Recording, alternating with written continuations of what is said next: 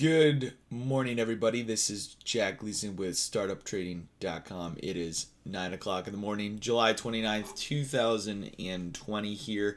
Economic news today, the biggest of the week. We have the FOMC statement and the FOMC press conference at 2:30. The press conference will probably have more action than the actual statement because nothing's going to change with the statement. There's going to be no new information, but it's more about what is Jerome Powell saying when he gets on the microphone and gets asked questions by reporters about how much money the Fed's willing to take on. Also today, but it's not listed on here, I believe I posted it in the trade room in the announcements section, but there is all of those tech CEOs who are going to be testifying before Congress about whatever they do, which probably could impact those individual stocks if somebody says something really bad or whatever. If they talk about antitrust lawsuits, which have kind of been a headline here or there, just something to be aware of.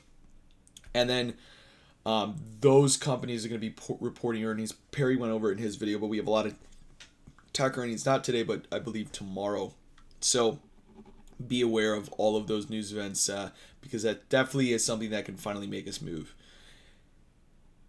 Now, in the overnight session, nothing really major, all yellow star news events. And then this evening, we will have retail sales out of the Japanese yen at 750. At 9 o'clock, we have New Zealand ANZ business confidence. And then at 9:30, we have the Australian dollar building approvals and import prices. Tomorrow and in the overnight session, we're going to have German gross domestic product at 4 a.m.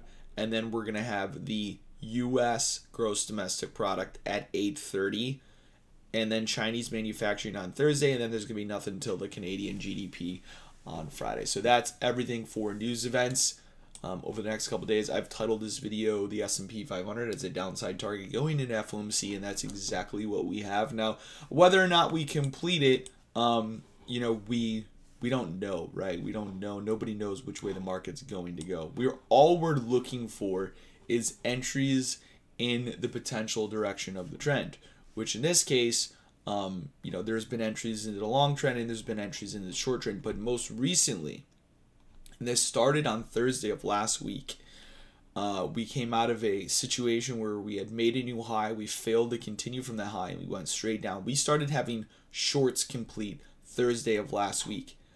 On Tuesday, we ran into, or really Monday, right after the close, we ran into this full 50% retracement.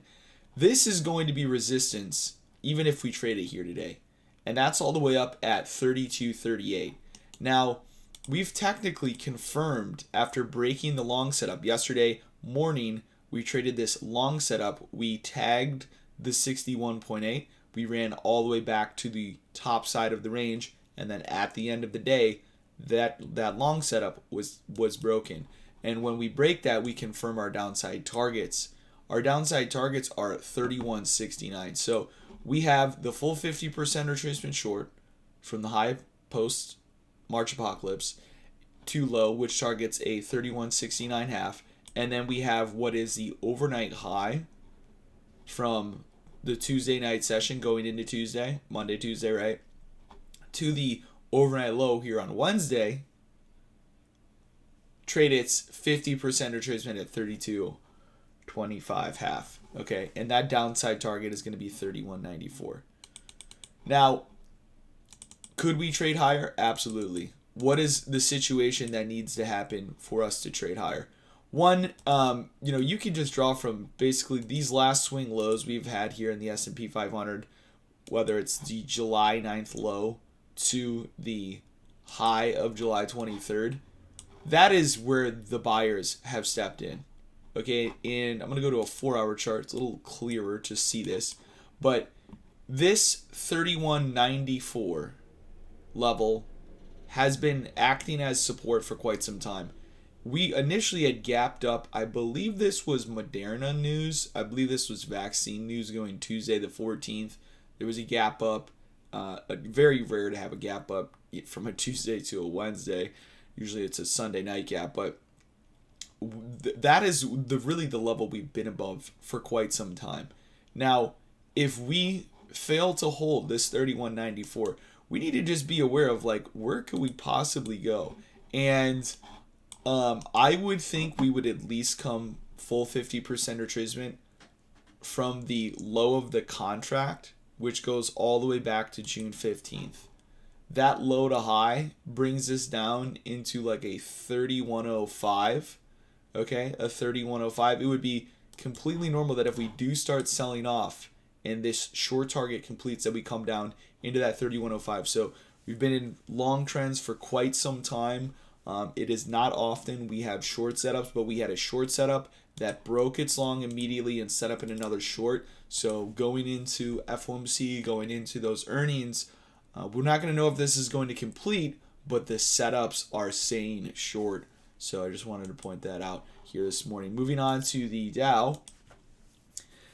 Now, the Dow had this double top failure situation where we ran into the 27,000 level twice and failed from it. Now, the Dow was really technical on its way up.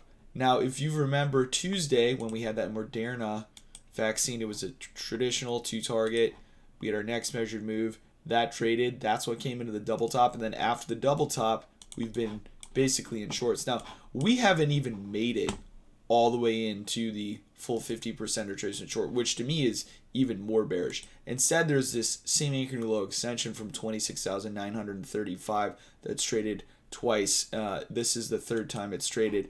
And then we had broken in the Dow. We had broken our long setup. And then yesterday into the close, we had completed a short. So we actually completed the halfway back short from the high of Tuesday to low in the overnight session. I'm just taking that same high to low. That gives us a resistance level at 26,393 here this morning. Moving on to the NQ. Also very important. What happened last Thursday? We completed the first daily short in the NASDAQ. That was from the high of the 21st to the low of the 22nd, completed all the way through a negative 100 the next day, basically, within 24 hours. That's a huge completion. And we're inside of the full 50% retracement short. Now, I would like to see, and there's plenty of support levels below. Is this, the top that the market ever has? Absolutely not. I want to look for the potential move down to 10,213. That's these highs we broke out of. It's the swing low from June 15th. That very well could come into play as a support level here. But we have held a 50% retracement short.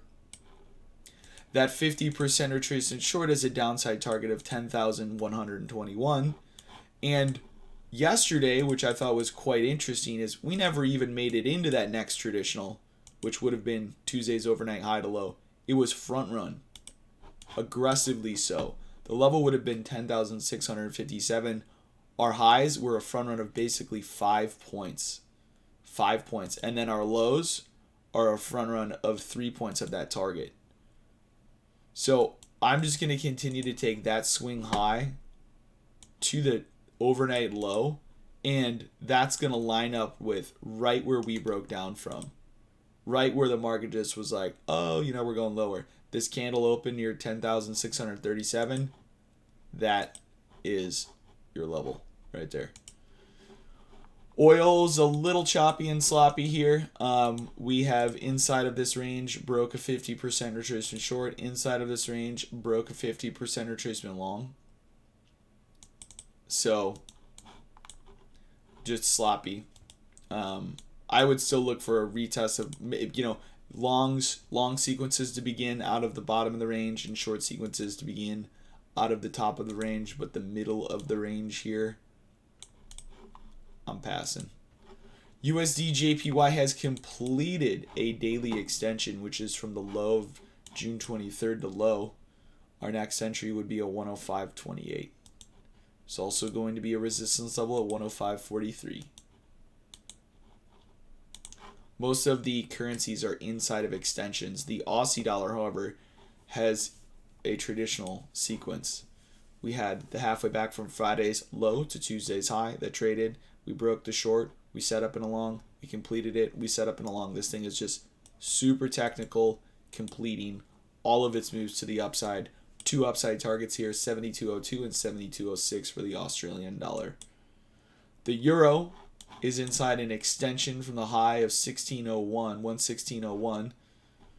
Now, we haven't yet traded the 50. I wish we would, but we haven't.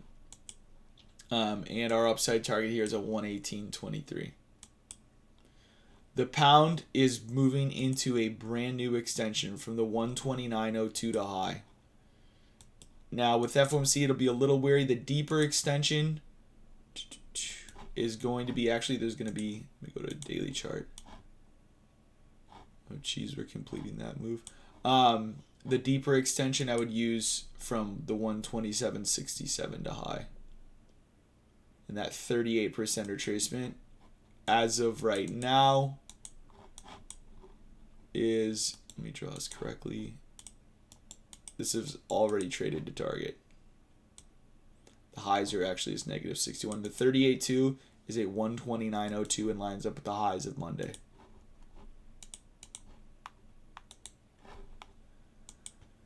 USD CAD would just, the only thing I'm looking at is this 133.92 as of right now. We have downside targets in the USD CAD at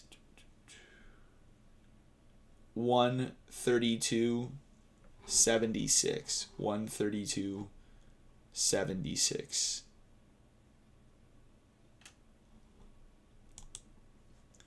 The gold market's futures have rolled over, and that's why you're seeing this gap here in GC.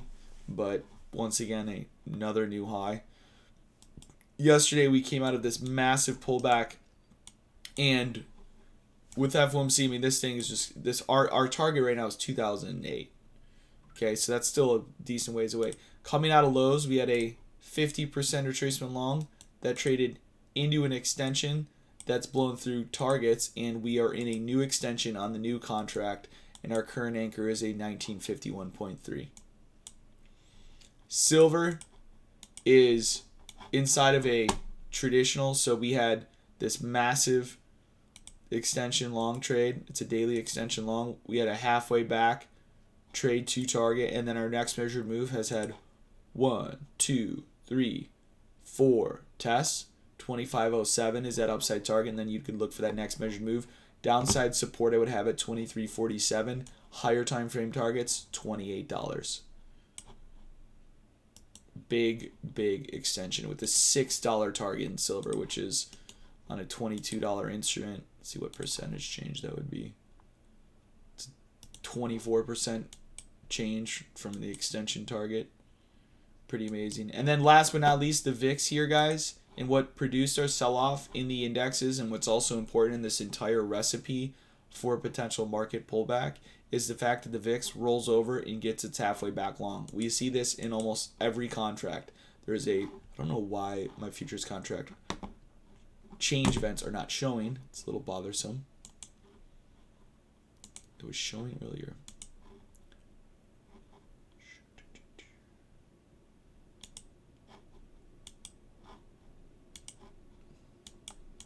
Anyway, it's not showing, but every time we roll over in the VIX, there's automatically a gap up literally every single time. And then because of that gap, we technically break long or short sequences. And when we break short sequences, computer programs, they don't care. You know, systems that trade this style, they don't care. Why? Right? They just take the setup. So yesterday we came into this halfway back long at 26.90, and watching this was actually what gave us the sell-off in the index. So paying attention to, once again, this zone here today and seeing if buyers come back in and there is participation on this 50% retracement long in the VIX is going to lead us to discover and understand the sell-off in the indexes. So it's going to be definitely interesting here if we do get the ball rolling to the downside. Currencies are all in dollar weakness setups, every single one of them. The indexes are in potential shorts. You know, this market has clearly been to the upside for quite some time, but we're just trading the setups that are in front of our eyes and trying not to be opinionated about it. Everybody, that'll wrap up this video. If you enjoyed this content, please give this video a thumbs up. If you're interested in joining the Startup Trading Trade Room, I definitely encourage it. The link is in the bio. You'll find it incredibly useful. I go live every single day, share my screen, answer questions, etc. And there's a lot of good traders in there.